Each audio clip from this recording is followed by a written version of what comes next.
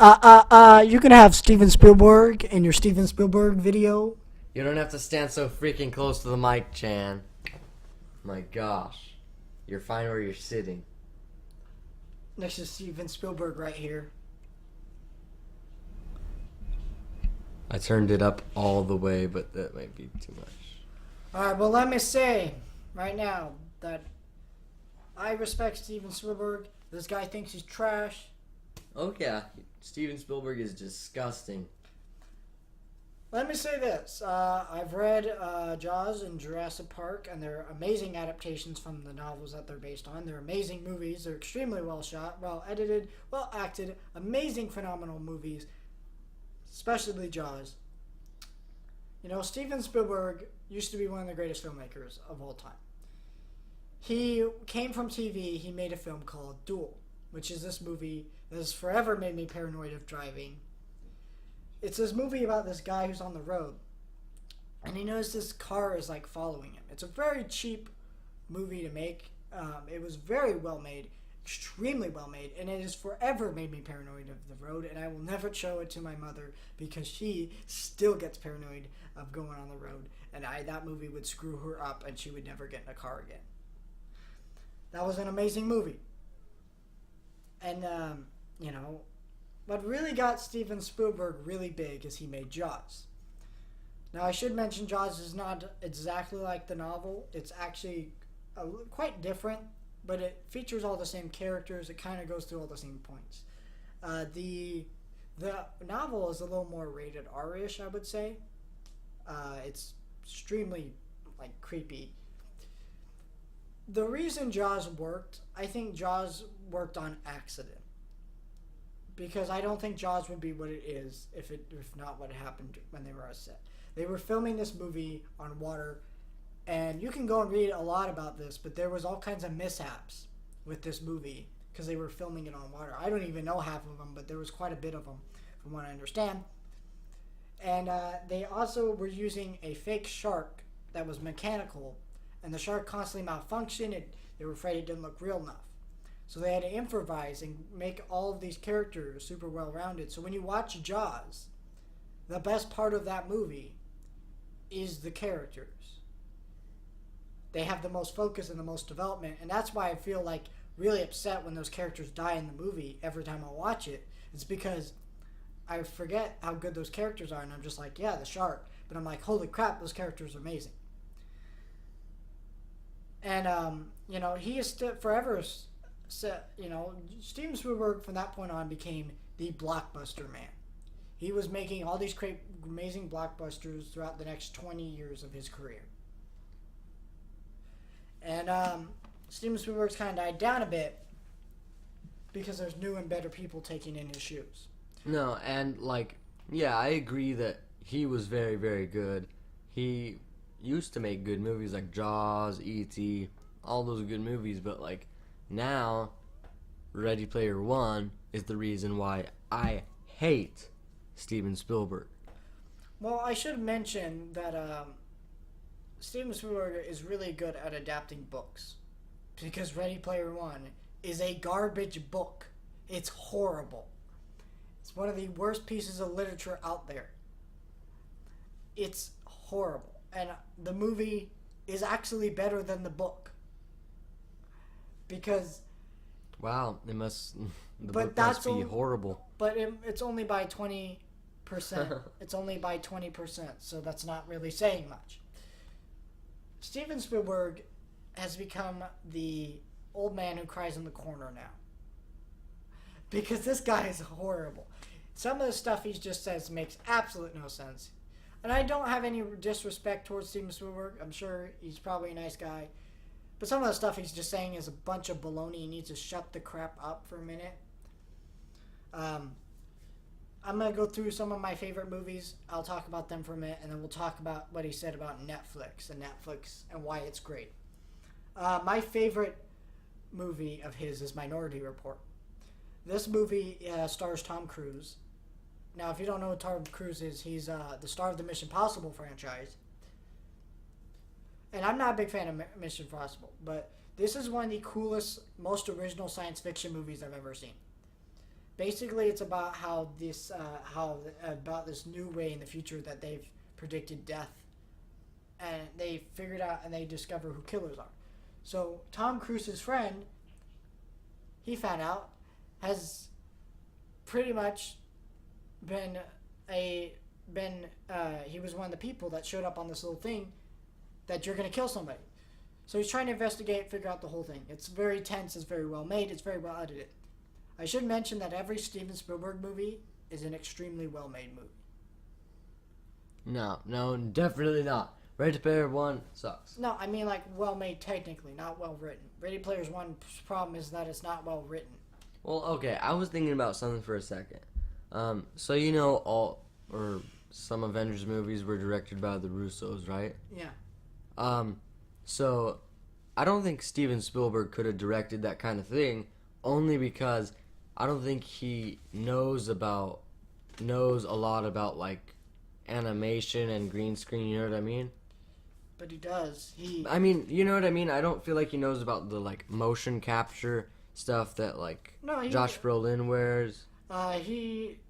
Steven Spielberg is very against using new technology. He's very old-fashioned with the stuff he does nowadays.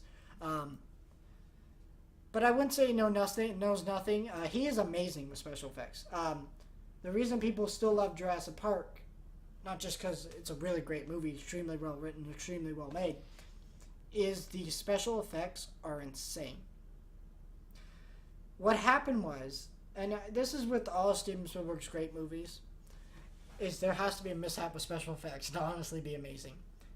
Because Jurassic Park, in the movie, one of the most important things to get down about special effects. I saw this movie Rampage last year. Don't ever watch that movie; it's garbage. Was that made by Steven Spielberg? No, but it was this is what happens when CGI is really bad. This ape drained The Rock Johnson, and I could feel nothing. I didn't feel the weight of his hand touching his shoulder. It just felt like there was a bag of air there. It was nothing. But Steven Spielberg, when he was making Jurassic Park, used animatronics. And he used CGI. And he was one of the very first instigators of CGI. So probably the technology would not be anywhere near where it is today without creators like George Lucas and John Lasseter and Steven Spielberg. Especially Steven Spielberg because he was amazing with Jurassic Park. In the movie, there's a big fight scene where the T-Rex escapes. And it starts chasing Jeff Goldblum. That big dinosaur was this huge animatronic. They recorded this entire scene in the rain. So this thing was getting all wet. So what would happen was it would start malfunctioning and start moving on its own. So they had to sit there with a whole team of people drying this big, huge dinosaur. But the cool part about having even in Jurassic World, this bothers me. When you don't have an animatronic and you're animating it, it's very difficult to get the weight. And I'm not saying a lot of people don't. I'm just saying that Steven Spielberg knew that you didn't need a CGI for everything. He used to know that. Now with his movies, he's not very good about that. And in fact, he did use motion capture at one point too. The BFG is a underrated Steven Spielberg movie. I do think it's a problem because the camera is moving too much throughout the movie and it can make you feel sick. The pacing kind of off and the second act's way too kiddish.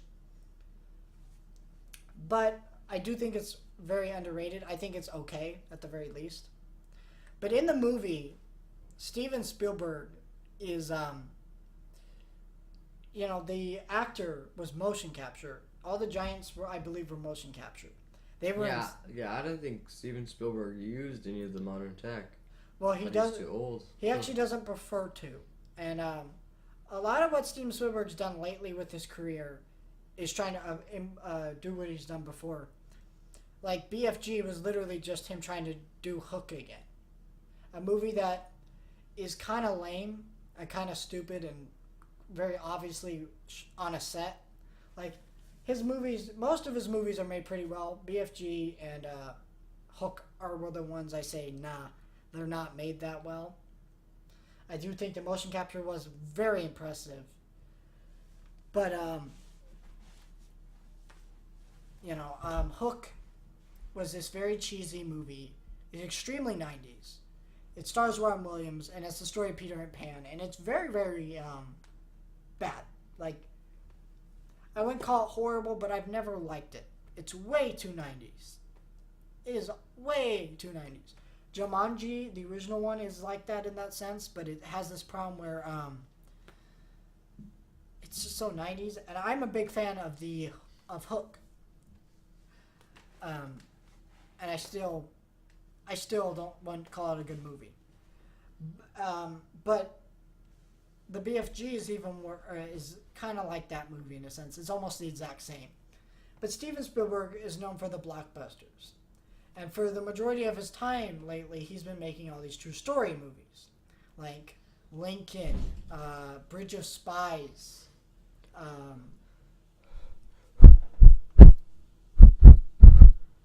What's with the red light on the Okay, mic?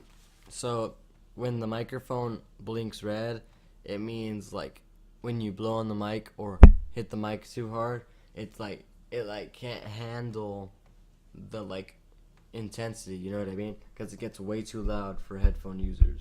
Oh, Or okay. when people are like, oh, that hurts, my ear's so bad. Oh, And it's like a, that's interesting. So, he's made a lot of true stories movies. The Post was pretty good with Meryl Streep. It's one of the most important films I think that this specific generation should watch, and it'll become obvious once you see the movie, but I'm not going to say much more about that. So Steven Spielberg, that's what he's been doing. And they're not very popular movies. They're not very well-beloved movies. I love them. I think they're very good movies, but they're kind of boring. I mean, they're just not that interesting. But they're extremely well-made, important movies that you definitely should check out. But you're not really going to watch them, honestly, more than one viewing. They're kind of impressive. So Steven Spielberg's been trying to recapture it. I think that's why he did Ready Player One. But the thing about Steven Spielberg that really bothers me is how he doesn't understand anything new. My favorite movie my favorite movies for him, I've kind of defined pop culture like 20 years ago. He still thinks his style of movies are what pop culture is. I'm going to tell you this, Steve. You're wrong. Okay, Ready Player One. The majority of characters were older characters, not a lot of newer characters. They're all from the 1980s. No real characters from the 1990s, I would say that much. But they're all older characters from the 80s, and there's a few of them a little bit older, like, Marvin the Martian, I think, was in that movie from Looney Tunes, but that's a decades-old character. But the point is that every new character was a video game character. And there wasn't that many new characters being references that are new in pop culture. I get that you didn't have rights to some Marvel characters and things like that, but there were some characters that you could have used. And it just was horrible. It was a boring movie. It was generic. It was pandering. It was just references the movie. Very poorly told, very poorly written movie. The themes of the movie really didn't make much sense. It was just a bad movie all around. And that's not to say I didn't like this movie. Parker, you're going to laugh. Someone told me that they loved the movie because they cried 8 times. Ready Player One? Yeah. And they also told me that they personally related to the characters. The character wasn't even emo. He said he related to the character. How? So I texted him back and I go, okay, look, I get you like these characters, but they're not relatable in any sense because they're not fully defined characters. This is your friend? No, this is something I saw on a video. They asked what people's favorite movies of the year were, and it was cool that he said it. I get it; it's his opinion, whatever. But I feel like, so I messaged this guy back and I go, you do understand the characters are one-dimensional. Like, you really cannot relate to them. And there is no real story of the movie. The story is, let's just go collect these keys and go through all these challenges. I was just focusing on how close to My Virtual Escape it was going to be. If you're not familiar with My Virtual Escape, there's this YouTuber named McJuggernuggets. He used to do all the Psycho Kid does this kind of videos, but he made a series a couple years ago called My Virtual Escape, and it's about like a depressed teen that comes across a VR helmet, and like the VR world is really, really cool, and it's like a fight to the death, basically. Yeah. Last man standing. Yeah. Keep in mind, we're not saying Steven Spielberg copied them, because this came out, the book came out long before this, so everything Steven Spielberg was taking it from the book. So we're not saying they copied it. We're just noticing that there's some similarities. I mean, yeah, like there were no 3 keys in My Virtual Escape. Like, I don't know. Yeah, that was all in the book. But, and so I messaged this guy back, and I go, what are you talking about? The characters are horrible. I'm not saying, I didn't say like they're horrible. I just said there's no way you could have related to them. You must be making that up. And he goes, that's a great opinion you have. I'm like, what? So I just blocked the guy so he can never message me back, because I'm just like, you're a retard. So I was, let me explain something, okay? What characters does the main character in Ready Player One have? And I'm trying to remember his name. I think his name is Wade. I have no idea if that's actually his name. I can't even remember his girlfriend's name or any of his other friends. I guess there's Daito and Sho, I think. Yeah, I have no idea. I have no idea, because these characters are so bad that they don't even have personalities. Like, this is funny, okay? This movie is horrible. So there's no way he could have related to the characters. I get it, if you like the characters, you couldn't have related to them. Like, unless you're like the one girl where I have an ugly face. I have like a birthmark. No, but she did. She had a birthmark. It wasn't that ugly. She still looked like a supermodel. And she still is a supermodel. She's freaking ugly. No, she isn't. She is, actually. She's with that thing on her face? That scar? That's not real. But that scar is like a baby birthmark. Like, she made it out like, oh my gosh, I'm hideous. Ah, my face. No, it was. It wasn't that bad. I'm joking. But, no, but it was. And I agree that Steven Spielberg has made bad movies in the past. Hey, I didn't know Letitia Wright was in it. Huh? I didn't know Letitia Wright was in it. Yeah, she's in it. One of the actors, I believe, from Rogue One, A Star Wars Story, was in it too. Wait, who? The guy, I don't know his name, Krennic, maybe? No, Krennic is the one guy who was CG'd and died. I can't remember. See, that movie also has bad characters too, so I can't even remember. But what I'm gonna say is, I'm a big fan of Steven Spielberg. And yeah, James Halliday. I don't even know who that is. Remember the guy who created the world? Oh yeah, that actually he was an amazing character. And then the girl was named Artemis. Okay. Apparently. But the James Halliday was an amazing character in the movie. Like, he's the only reason you should probably watch the movie at least one time. That's not the actor name. No, but the character himself was amazing. Yeah. His dialogue was fantastic. And I think his character, what you could totally relate to him. He's a character that's kind of a social outcast in the movie, and he's autistic, and you can tell, and it's one of the best representations. Wait, who? James Halliday was autistic. He didn't seem like it. He's acting like an exact autistic person. And I should say, it's cool because I am an autistic person. It's one of the best representations ones I've ever seen in film.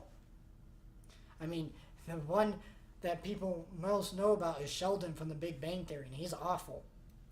But War of the Worlds was another bad Steven Spielberg movie. It wasn't completely bad. And this movie was actually based on a novel, which I have read, and that's also very good. It's actually better than the novel. Well, it's not better. It's actually worse. But the novel's pretty good. Uh, but in the story, there's some things that didn't make sense. I'm not saying that every movie that Steven Spielberg did before today was pretty bad. Because War of the Worlds was kind of bad.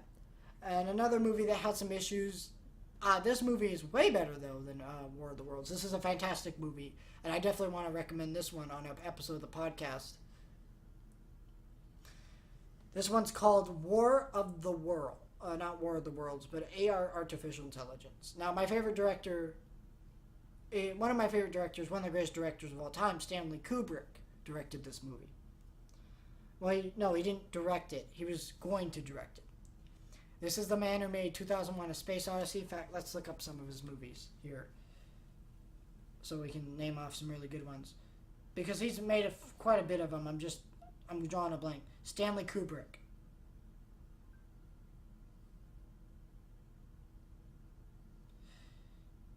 So, The Shining, A Clockwork Orange, 2001: A Space Odyssey, Paths of Glory, The Killing, Fear and Disease, Spartacus, Lolita, Doctor Strangelove, How I Learned, blah, blah, blah. Doctor Strangelove.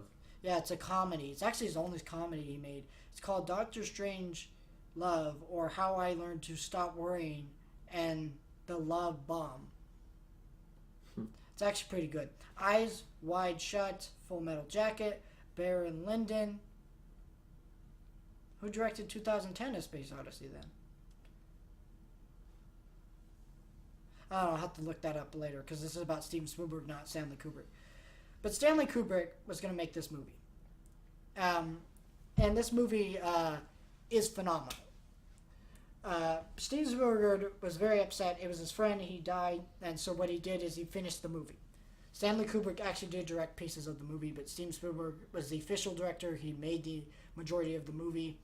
And this movie is about this kid and how this family has a sick son.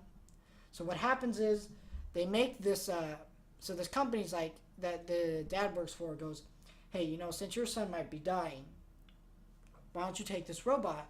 It's supposed to imitate human love. It's supposed to act like human. So he creates this, so he takes this robot home while his son's sick. Son gets better, and the mom basically casts him out. So basically he goes on a journey to find a way to make his mom love him. It's kind of a dark, extremely dark fairy tale like the original Pinocchio. When I say the original Pinocchio, I don't mean the Disney version. I mean the original story of Pinocchio. I've never heard this. Say it. Tell it. It's very gory. Well, I know we're going off topic a little. It's very gory. And we should end it off a little bit because YouTube takes a while to upload these kind of videos. The longer videos. Well, in the story, basically, like, Pinocchio wants to be a real boy. He gets, like, all kinds of tortured. I'm not going to say much more of that. Like, he gets, like, hanged in parts of it. Like, the original ending of the story, he got hanged and died. But then, keep in mind, this guy was chosen to write a story for a children's magazine, and the man hated children. So he made this really dark story where the child died in the end. And then he changed the ending because they didn't want that. I don't even remember what the original ending was. It was a really messed up story. And it's kind of like that. It's extreme. It's kind of dark. But a lot of people say that all the worst parts of the movie are Steven Spielberg because they basically go, all right, this part I didn't like. It must be Steven Spielberg. I don't think that's accurate. We don't really know how much Stanley Kubrick or Steven Spielberg directed of it. We just know that Steven Spielberg directed the majority of it because he was dead. And another reason why this was really, really good was Haley Joel Osment. So when Stanley Kubrick was going to make this movie, and he saw Jurassic Park and Toy Story at the time, so he was influenced by Steven Spielberg. But he was also influenced by The Sixth Sense. So basically, Stanley Kubrick's plan with this movie was to make the child characters CG because he did not have any faith that a child could perform the performance that he needed for this film. So basically, he saw The Sixth Sense, which is one of my favorite movies, amazing M. Night Shyamalan movie. But Haley Joel Osment plays the main kid, You know, the main kid who says, "I see dead people." He basically said, he saw that movie and went, "That's the kid I need." He brought him in, and oh my gosh, Haley Joel Osment is amazing. It's his best. He's amazing in that movie. His performance is insane. But yeah, that's all we have to say about Steven Spielberg movies. Now let's talk about what he said about Netflix. So Netflix was going to nominate for some Oscar awards. He doesn't think Netflix should be involved with the Oscars whatsoever. He doesn't think Netflix movies deserve any awards. Yeah, same with YouTube. He hates them. He does not think they're the future of entertainment. Now I should say I don't. What does he think is the future of entertainment? I don't know. I think the reason he says he's retarded. I hate him. Well, here's why I think he says this. He's mad that nobody goes to see his movies like the BFG because it bombed and stuff like that. Ready Player One did pretty good money, but if you just put a bunch of nerd references on the screen, of course people throw money at it.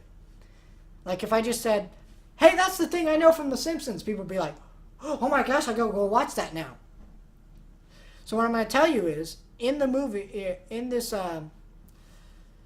so basically, he's mad that people aren't seeing his movies and they're spending time watching Netflix. Now, let me explain something about Netflix and what they've done for TV. They've made TV and movies better.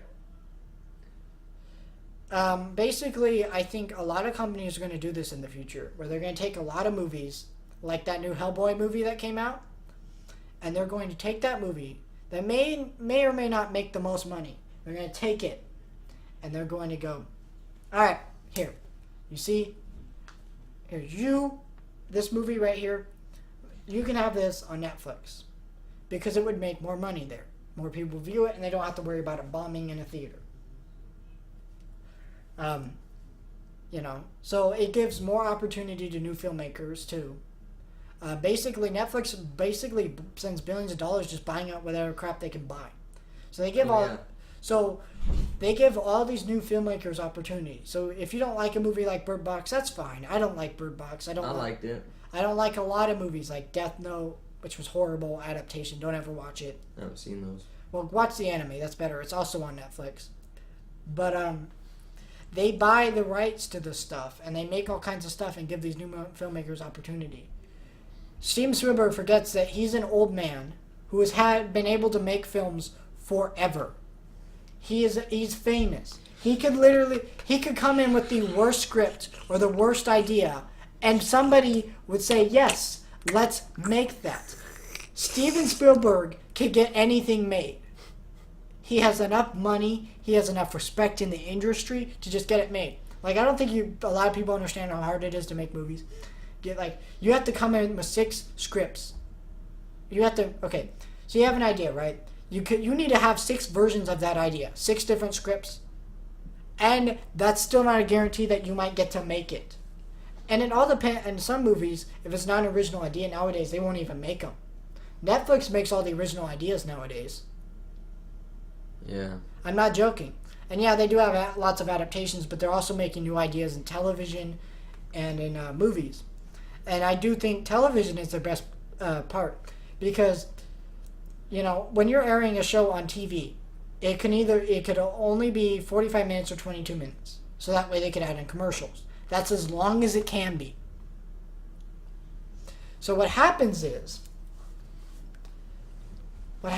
to do this, Netflix has basically, since they don't have advertisements, their TV episodes can go as long as they need. So if they're making a TV show, it doesn't need to necessarily be 10 minutes long. So that's how it works, right? And so they're not constricted, and even with movies, they're not constricted to certain time limits. Because in a theater, people don't want to sit there for that long. If you're going to Netflix, you can just turn it off, watch it later. It's super easy. And I think Steven Spielberg's forgetting how much that other filmmakers spend, how hard it is. And I get it, Steven Spielberg. You probably forget because you've been making films for years. You've been making films since like the 60s or 70s. Actually, let me look this up. Well, we do need to end it off very, very soon. because it's going to be very hard to upload and it's going to take many, many hours and it might crash or something because YouTube is trash. But yeah, we'll basically end on that note. We'll wait for Chandler to search that up, but download Storyfire, and we will probably be doing the Jurassic Park podcast next, and stay lit. All right, let's look it up here. I'm almost here. Let's see. So I'm looking for it. It's probably going to be at the bottom because not many people know of the movie Duel, which is his first movie. And Steven Spielberg's? Yeah. Thing. I'm trying to figure it out here.